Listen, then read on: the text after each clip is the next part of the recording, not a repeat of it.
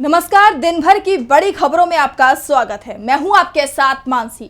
आज इस बुलेटिन में बात होगी पीएम के बयान पर विपक्ष के पलटवार की, बीजेपी के खिलाफ राजपूतों के बढ़ते गुस्से की, देखेंगे कर्नाटक में एनडीए की बढ़ती मुश्किलों की, रोहित वेमुला मामले में नए खुलासे की, जानेंगे एनडीए में पड़ती फूट की और बुलेटिन के आखिर में देखेंगे जाने माने कार्टूनिस्ट के किस खबर पर पड़ी तिरछी नजर।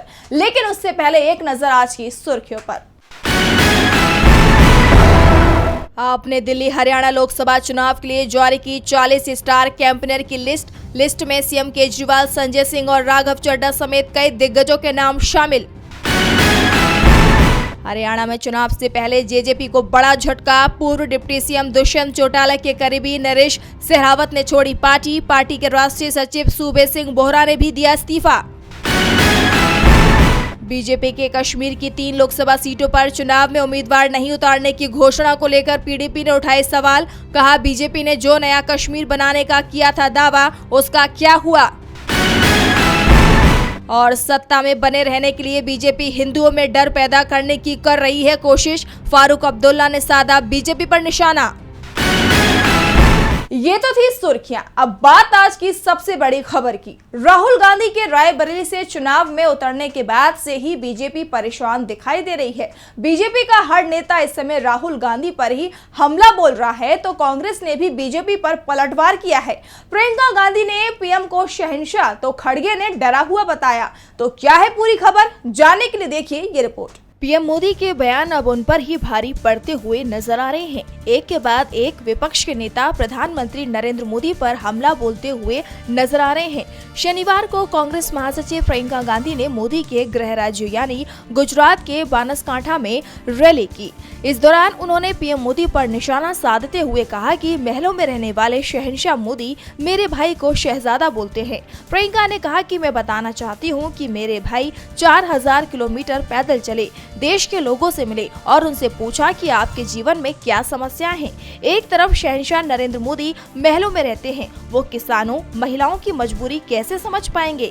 कांग्रेस नेता ने सवाल उठाते हुए कहा कि क्या आपने पीएम मोदी को किसी किसान से मिलते देखा है। किसान काले कानूनों के खिलाफ आंदोलन करता रहा है, सैकड़ों किसान शहीद होते हैं, लेकिन प्रधानमंत्री जी उनसे मिलने तक नहीं जाते हैं। फिर जैसे ही चुनाव आता है और उन्हें लगता है कि हमें वोट नहीं मिलेगा, तब पीएम मोदी कानून बदल देते हैं।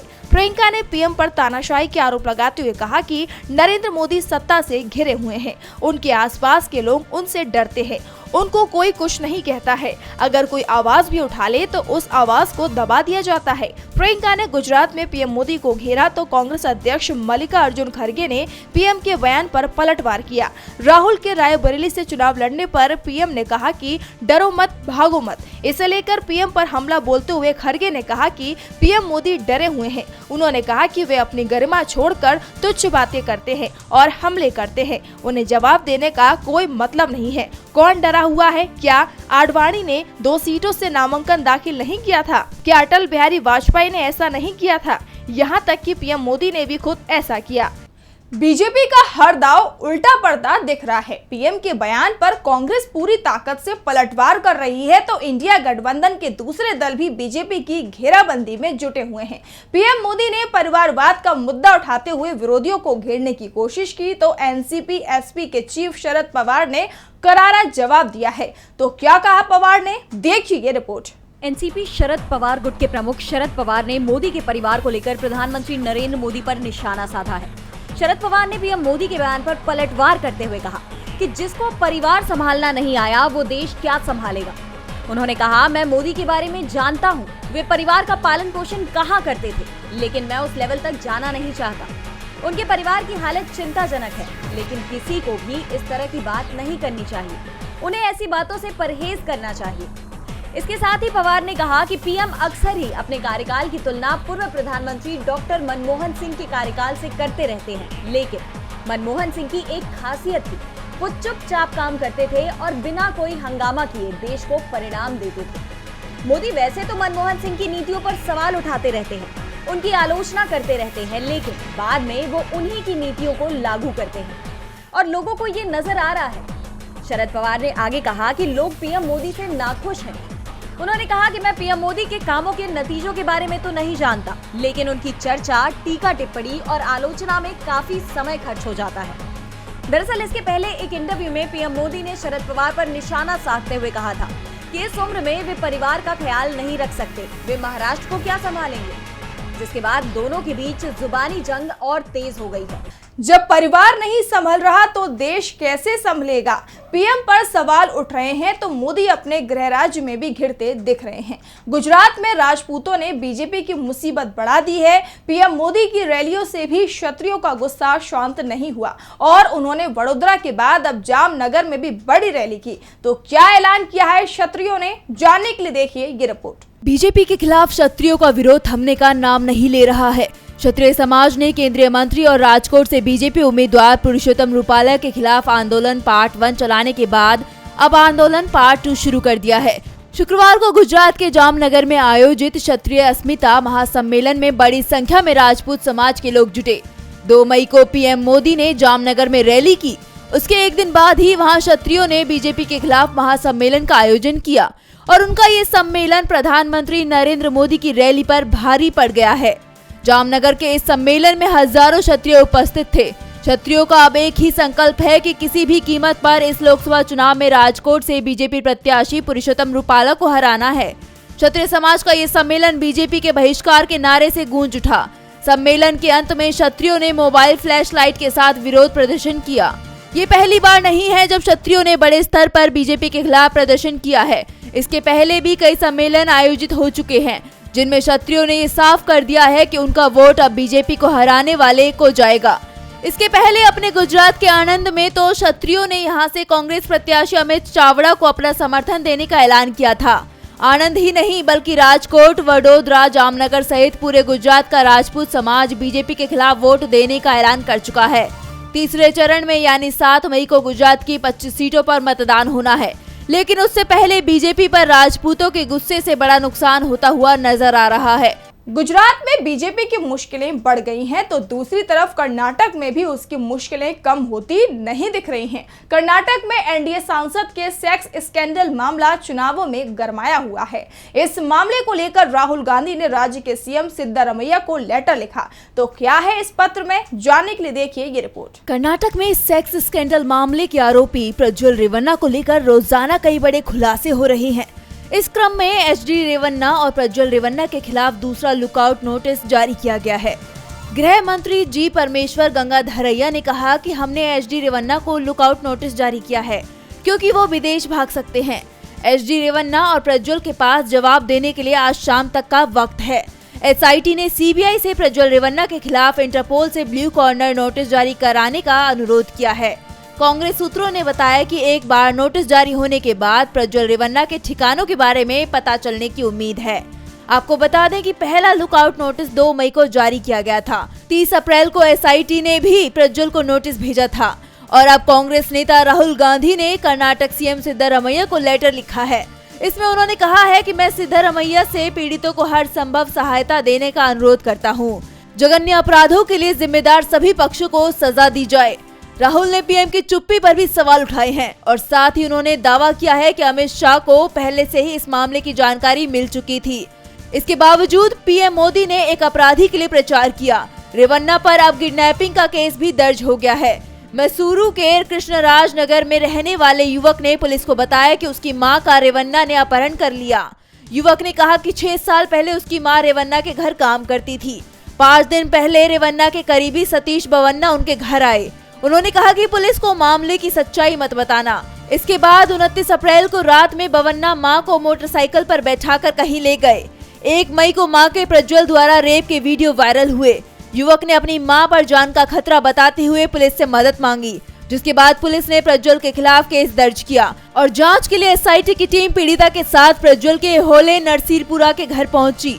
पुलिस ने बवन्ना को भी गिरफ्तार कर लिया है। बीजेपी और उसके सहयोगी मुश्किल में फंसते जा रहे हैं। सवालों में पूरा एनडीए दिखाई दे रहा है तो दूसरी तरफ तेलंगाना पुलिस की जांच पर भी अब सवाल उठ रहे हैं। रोहित वेमुला के मामले में तेलंगाना पुलिस ने क्लोजर रिपोर्ट लगा दी है, लेकिन अब जो इस केस को लेकर खुलासे हो रहे हैं उसके बाद पुलिस आगे की जांच की बात कह रही है। तो क्या है पूरा मामला? जानने के लिए देखिए ये रिपोर्ट। हैदराबाद यूनिवर्सिटी के छात्र रहे रोहित वेमुला के मामले में पुलिस की क्लोजर रिपोर्ट सवालों में आ गई है।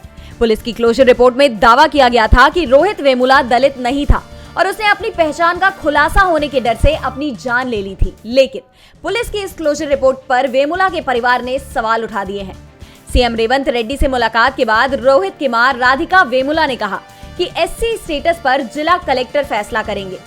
राधिका ने कहा कि सीएम ने आश्वासन दिया है कि दोबारा निष्पक्ष जांच कराई जाएगी।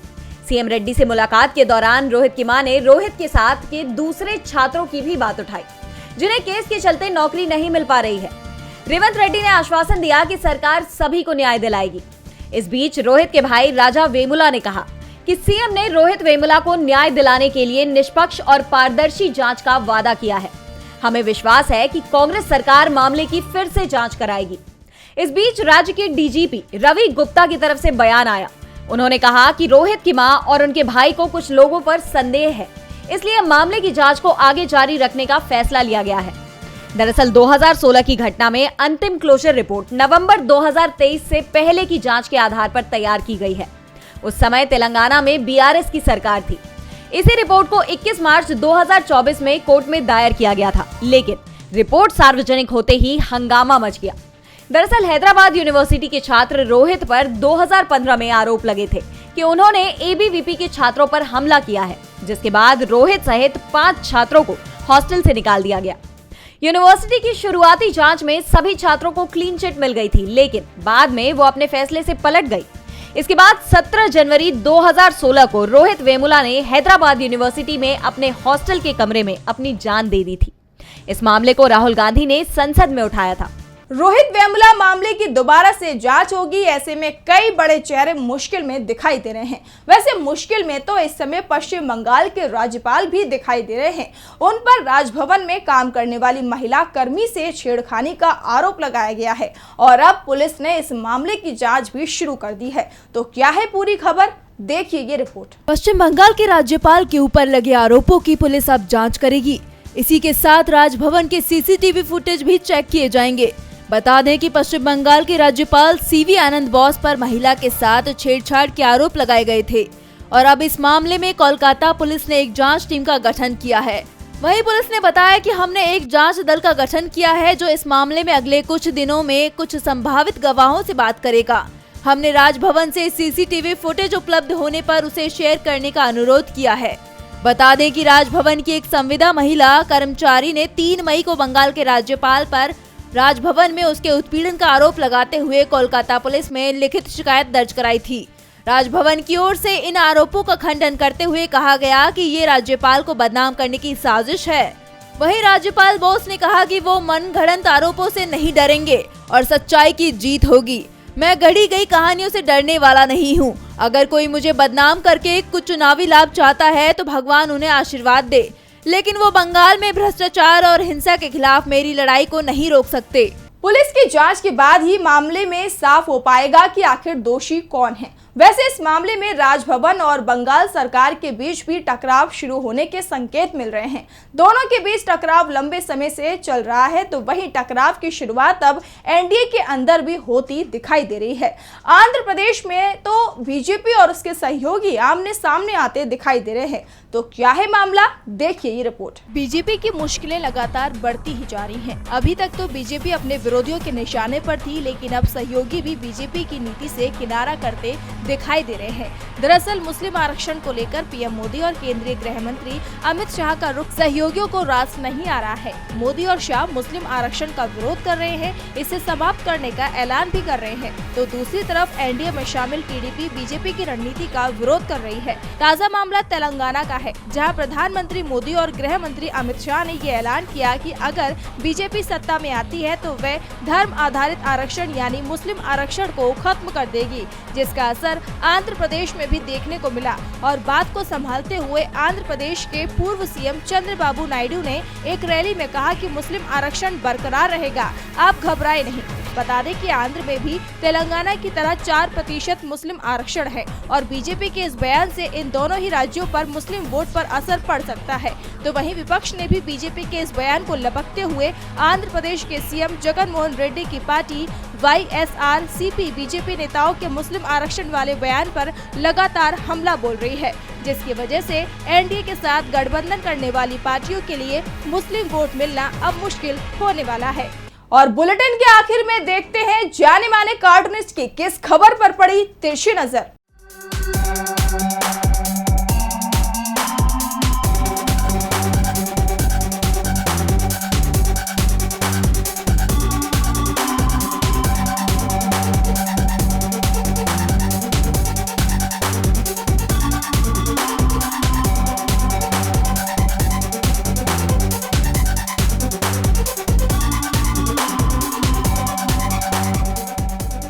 उत्तर प्रदेश के सरकारी स्कूलों में पढ़ाई चाहे जैसी हो वो तो रिजल्ट्स में पता चलती है, लेकिन इंटरटेनमेंट का स्तर काफ़ी ऊंचा हो गया है।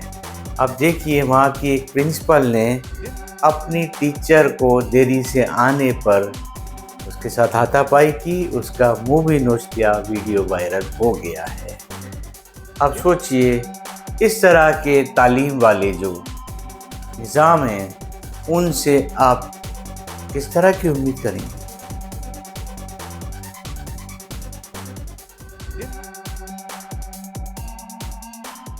बहुत बहुत शुक्रिया इरफान जी। तो आज के इस बुलेटिन में इतना ही। आप देखते रहिए DB लाइव। नमस्कार।